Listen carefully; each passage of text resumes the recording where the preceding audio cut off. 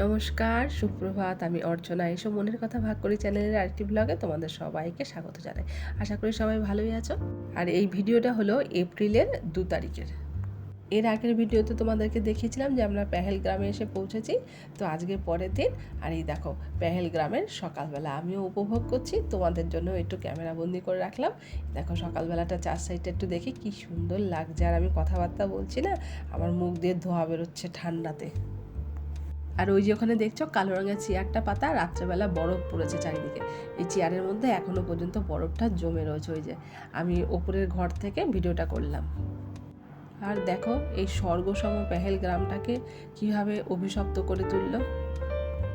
চলে এসেছি সকালের জলখাবার খেতে। আজকে সকালের জলখাবারে আছে গরম গরম নরম নরম পরোটা, আলুর তরকারি, আর সঙ্গে আছে মিষ্টি মিষ্টি লাল লাল তরমুজ। সকালের খাবার দাবার সেরে সবাই রেডি হয়ে বেরিয়ে পড়েছি। হ্যাঁ বন্ধুরা, আজকে আমরা পেহেলগ্রামের 4 সাইড ঘুরবো, তো তোমরাও আমাদের সাথে থাকো। সুন্দর লিডার নদীর পাশ দিয়ে রাস্তা ধরে এগিয়ে যেতে হবে সামনের দিকে। তো চলো, এত সুন্দর জায়গাটা বলতে ভাবতেও কষ্ট লাগে, কি জায়গার কি হয়ে গেল না। সত্যি কথা, এই সেই অভিশপ্ত পেহেলগ্রাম, যার জন্য আজ দুই দেশের মধ্যে এত ঝগড়া, এত অশান্তি। এত সুন্দর জায়গা, এত লোকজন যাতায়াত করছিল, কত লোকের কত রকমের আশা। এই সামনের গরমের ছুটিতে কত লোকের আশা ছিল যে কাশ্মীর যাব। আর দেখো কি থেকে কি হয়ে গেল, জানি না আবার কবে সব ঠিকঠাক হবে।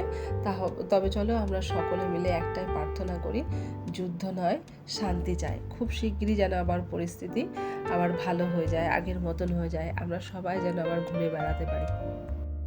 তবে যতদিন পরিস্থিতি সব ঠিকঠাক না হচ্ছে ততদিন আমরা তো গেছিলাম, ওই ভিডিওটাই তুলে ধরলাম।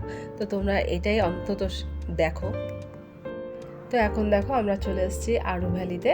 তো তোমরাও সাথে থাকো, আর আমি একটু চারপাশটা তোমাদের দেখাবার চেষ্টা করছি। তবে প্রচণ্ড রোদ্দুর উঠেছে, এত রোদ না, রোদে পুরো আমাদের শরীরে ট্যান্ট পড়ে যাচ্ছে। কতটা কি ক্যামেরায় আসছে আমি কিছুই বুঝতে পারছি না, আন্দাজে ক্যামেরা ঘুরিয়ে যাচ্ছি।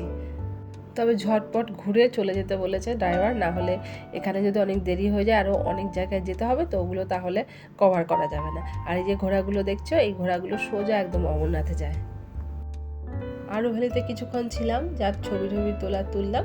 তারপরে এখন আবার গাড়িতে উঠে পড়েছি। এইবারে আমাদের গন্তব্যস্থল হলো চন্দনবাড়ি। তো চন্দনবাড়ি যাব সেই পাহাড়ের ধার ধরে, এক পাশে নদী আর এক পাশে পাহাড়, সেই রাস্তা ধরে এগিয়ে যাওয়া। আর সত্যি অপরূপ দৃশ্য। কবে যে আবার সব লোকজন আবার যেতে পারবে, এত সুন্দর জায়গাগুলো সব ফাঁকা এখন পড়ে আছে। এখন ভিডিও এডিট করতেই জায়গাগুলো দেখছি আর মনটা খারাপ হচ্ছে। আর এই দেখো পাহাড়ের ওপর থেকে ঝর্ণাটা নেমে এসেছে, তবে ইতিমধ্যে ঝর্ণা কিন্তু জল নেই, পুরো জল জমে বরফ হয়ে রয়েছে এখনো। প্রচুর বরফ পড়েছে চারিদিকে, প্রচুর বরফ পড়েছে। ভিডিওটা এডিট করছি তো, আর এই জায়গাগুলো দেখছি, প্রচণ্ড কষ্ট হচ্ছে, বিশ্বাস করো। একদম মনটা না ভেঙে টুকরো টুকরো হয়ে যাচ্ছে। আর এবার যে সামনের রাস্তাটা দেখো কি সুন্দর লাগছে দেখতে, কি অপরূপ সুন্দর সুন্দর না। আর এই দেখো এবার বরফে পুরো মানে ঢেকে রয়েছে পাহাড়। চলে এসেছি আমরা চন্দনবাড়িতে, গাড়ি থেকে নেমে পড়েছি। আর রঞ্জনবাবু দাঁড়িয়ে পড়েছে এখানে প্রমাণ রাখার জন্য যে চন্দনবাড়ি এটা। আর এই দেখো কি সুন্দর নদী বয়ে যাচ্ছে। এবারে আমরা যাব ওই সাইডটাতে, ওপরের দিকে। যাই হোক, এখন আর বেশি কথা বাড়াবো না, একটু চারপাশটা তোমাদেরকে দেখায়।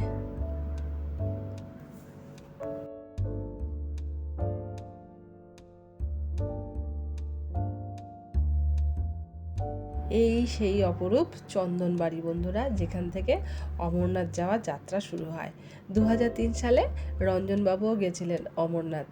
আমাদের অবশ্য তখন আমাদের বিয়ে হয়নি, আমাদের বিয়ে হয় 2004-এ। ঠিক বিয়ের আগের বছরই অমরনাথ গেছিল। এই রাস্তা ধরেই তো ও গেছিলো অমরনাথ। এখন ওর এগুলো দেখে আবার মনে পড়ছে, সে আগের কথাগুলো বলছে যে এখান দিয়ে গেছিলাম।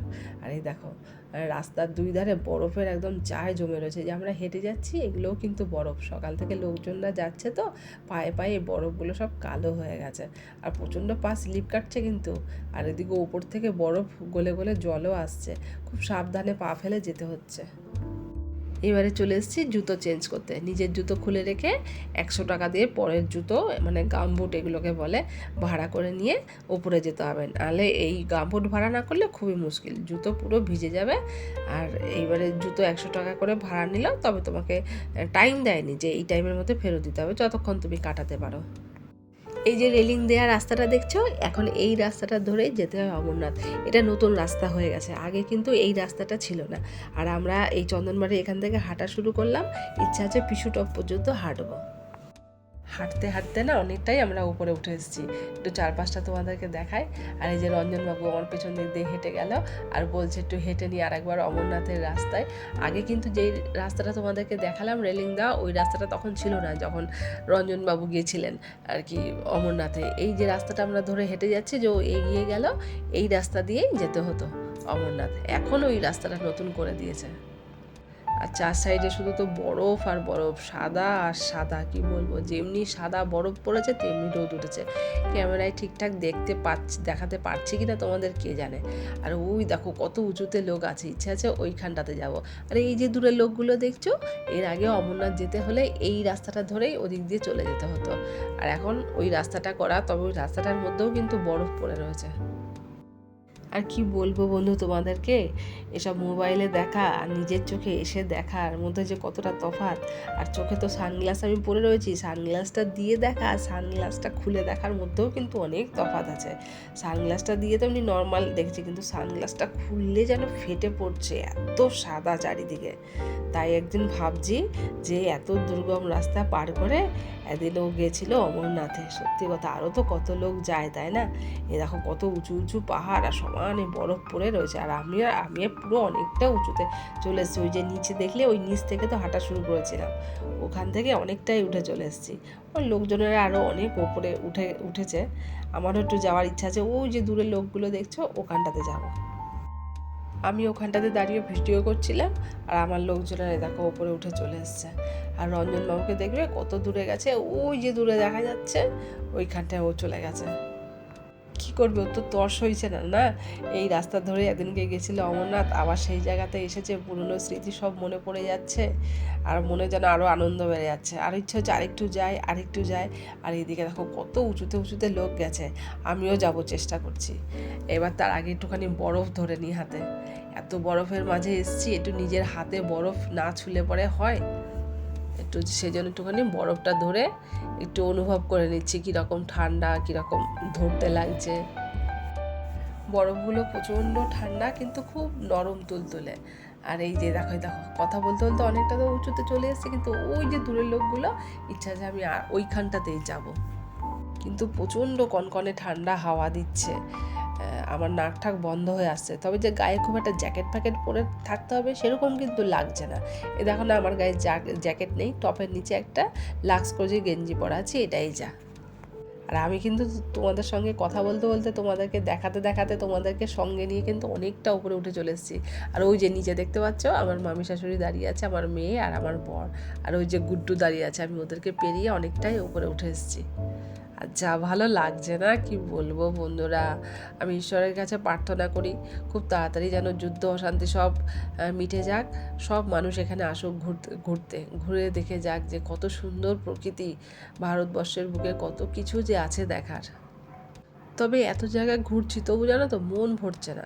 মনের মধ্যে যেখানটায় ঘুরে যাওয়ার সময় মনে হচ্ছে আবার আসবো। আর এখানে দেখো ছেলেপেলেরা সমানে বড় ওপরে উঠে যাচ্ছে, ওপর থেকে স্লিপ কেটে নিচে নামছে। আর যেতে যেতে স্লিপ কেটে নামতে একটা পুরো রাস্তায় হয়ে গেছে। আর এইবারে দেখো আমি কতটা উপরে উঠে চলে এসেছি। ওরা কিন্তু আসেনি, আমি একাই চলে এসেছি ওপরে। ওদেরকে ডাকছি নিচের থেকে আসতে, ওরা আসবার। মেয়ে তো ওখানে বায়না ধরেছে, শাড়ি নিয়ে এসেছি, ও শাড়ি পরে রিলস করবে, কোথায় করবে, কে ওর ভিডিও তুলে দেবে, এই নিয়ে এখন খোঁজ চলছে। এখানে অবশ্য তাতাইয়ের গলার আওয়াজ পেয়েছি আমরা, তাতাইকে খোঁজা হচ্ছে, তাতাই আসলে পরে ওর ভিডিওগুলো করে দেবে। এবারে চন্দনবাড়ি থেকে ঘুরে আমরা চলে এসেছি এই জায়গাটাকে বলে বেতাব ভ্যালি। বেতাব সিনেমার শ্যুটিংটা এখানটাতে হয়েছিল। তবে আমরা পাহাড়ের ওপরে যে রাস্তা, পাহাড়ের গায়ে সেই রাস্তার থেকে আমরা দেখছি, একটু ক্যামেরাটা টেনে তোমাদেরকে জুম করে দেখাবার চেষ্টা করছি। আমরা নিচে নামিনি, কিন্তু অনেকটা উপর থেকে দেখছি, কারণ নিচে নামার মতন আর সময় নেই। চন্দনবাড়িতে আমরা অনেকক্ষণ কাটিয়ে ফেলেছি, বরফের মধ্যে ছবি তোলা, রিলস করা। আমার মেয়ে রিলস করেছে, আমারও একটা রিলস রয়েছে, অবশ্যই এটা আমি এখনও শর্ট ভিডিওতে দিইনি, দেওয়ার চেষ্টা করছি। আর তারাও তোমাদেরকে ব্রিজটা দেখাবার চেষ্টা করছি। এই যে দূরে দেখতে পাচ্ছ ব্রিজটা, এই ব্রিজটা দিয়েই তো সানি দেওয়াল ঘোড়াটা নিয়ে যাচ্ছিল।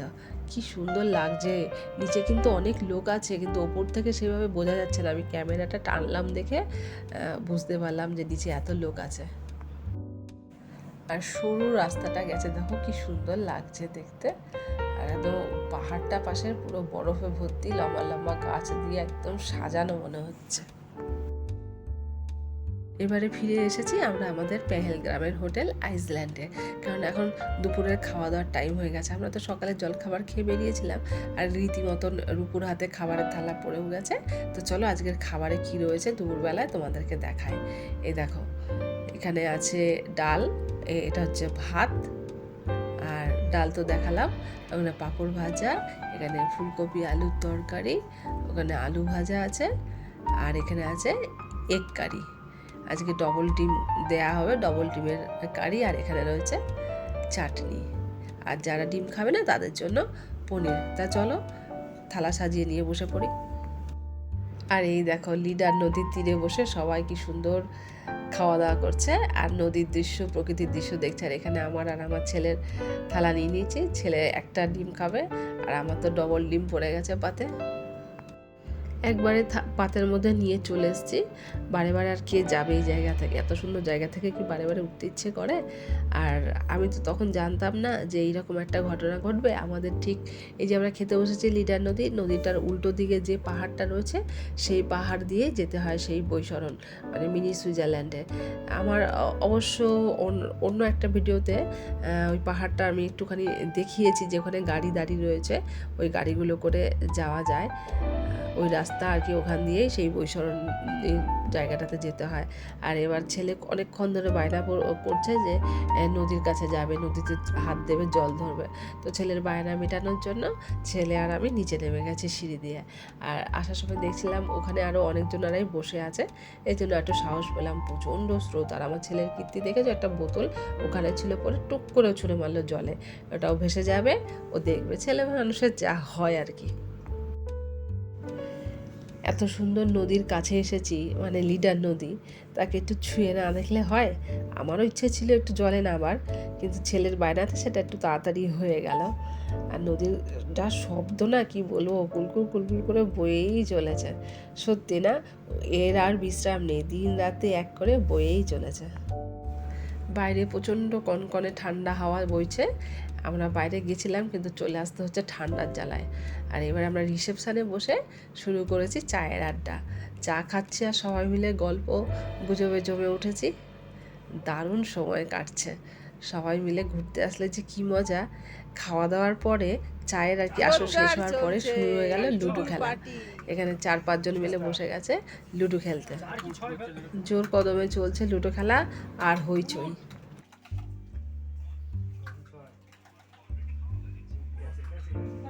আর রূপু এখানে ওয়াইফাই নিয়ে ওর কাজ করে যাচ্ছে মোবাইলে। এখন একটু রাতটা বেড়েছে, আমরা আবার সবাই এসেছি বাইরে। তো বাইরে রাত্রেবেলায় হোটেলটা একটুখানি তোমাদেরকে দেখিয়ে দিই। আর আজকে রাতটুকুনি তো আমাদের কাশ্মীরে শেষ। কালকে আমরা বেরিয়ে যাব বৈষ্ণব দেবীর উদ্দেশ্যে, মানে কাটরা চলে যাব। ওখান থেকে আবার বৈষ্ণব দেবী ঘোরাফেরা, সেগুলোর ভিডিও তুলে ধরবো। আর এই দেখো, মনটা খুব খারাপও লাগছে। তখন তো সন্ধ্যাবেলায় চা বিস্কুট খাওয়া তোমাদেরকে দেখালাম, তবে সন্ধ্যের এখনও টিফিন খাওয়া হয়নি। তা এখন ঠিক করা হয়েছে সন্ধ্যের টিফিনটা এই বাগানে বসেই খাবে। আর আজকে সন্ধ্যাবেলার টিফিন আছে চিকেন কাবাব, সেই জন্য সবাই বাইরে খাবে। আর এখানে একটু প্রচণ্ড ঠান্ডা, এভাবে বসে থাকা মোটেই যাচ্ছে না। এখানে একটা আগুন জ্বালানোর ব্যবস্থা করা হয়েছে, সবার গাটা একটুখানি গরম হবে আগুনের তাপে, বাইরে একটুখানি মজা করে থাকাও যাবে। আর ইতিমধ্যে গান চলছে, গানের সঙ্গে যে নাচ করছে, যে নাচ দেখছে, আর ওদিকে চিকেন কাবাব তৈরি হচ্ছে।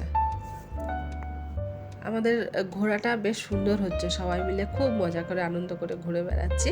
তো আমি যতটা পারলাম তুলে ধরলাম। তা এদিকে ইতিমধ্যে চিকেন কাবাব তৈরি হয়েও গেছে, যে যার মতো নিয়ে নিচ্ছে, আমারটাও নিয়ে নেব। তবে তার আগে বলে রাখি, ভিডিওগুলো যদি ভালো লাগে প্লিজ একটা লাইক শেয়ার কমেন্ট করতে ভুলো না। আর আমার চ্যানেলের ভিডিওগুলো দেখার অনুরোধ রইল, যদি ভালো লাগে প্লিজ একটা সাবস্ক্রাইব করে আমার পাশে থেকে যেও। এবার আমার ভাগের চিকেন কাবাবটা আমার হাতে চলে এসছে। তো চলো গরম গরম চিকেন কাবাবটা খাওয়া শুরু করে দিই, তোমরা সাথে থাকো।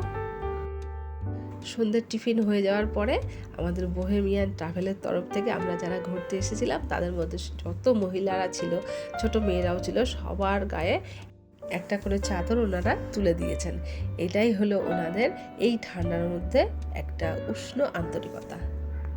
সবার চাদর পেয়ে গেছে, এবার আমারটা দেয়া হচ্ছে।